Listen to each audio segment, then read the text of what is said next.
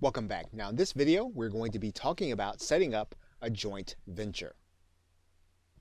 You're now looking at the back office of our website, and we're now going to set the website up for more than one person to be able to post, as well as more than one person to be able to operate the site. We're going to do that by going to the users area, and you're going to see that we are the only user.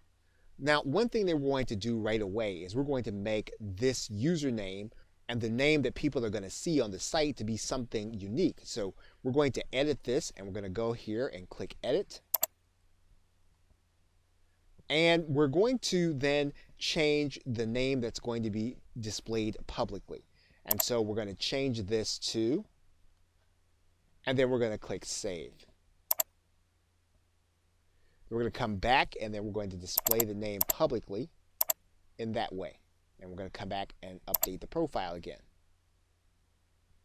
Now, all the posts that we are involved in are going to say this name, or whatever name that we designate that's going to be here, where we say display name publicly. Now what we're going to do is we're going to add in the people that are going to be jointly operating the site with us.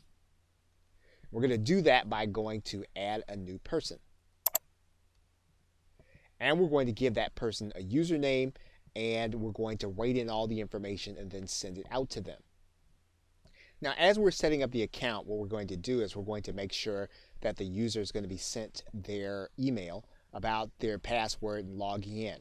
Now, that's not the most important thing. The most important thing for us to determine is going to be the person's role.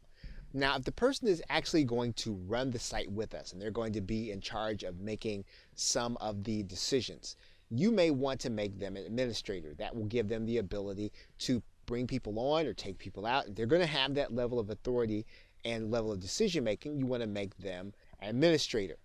Now, if you're talking about someone who's going to be posting primarily and who's going to be operating the blog and they're going to be creating content, then you want to make them someone other than an administrator.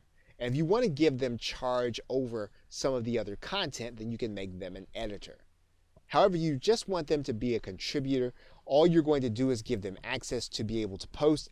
Then you can make them just a contributor or an author. So once you've determined that person's role, you're going to click Add New User. And once you've created a new user, anytime that you want to change it, you go back, you can edit, and then you can change their role. Or you can even change what they are going to appear as when they post. Okay, so with that, thanks, and I will see you in another video.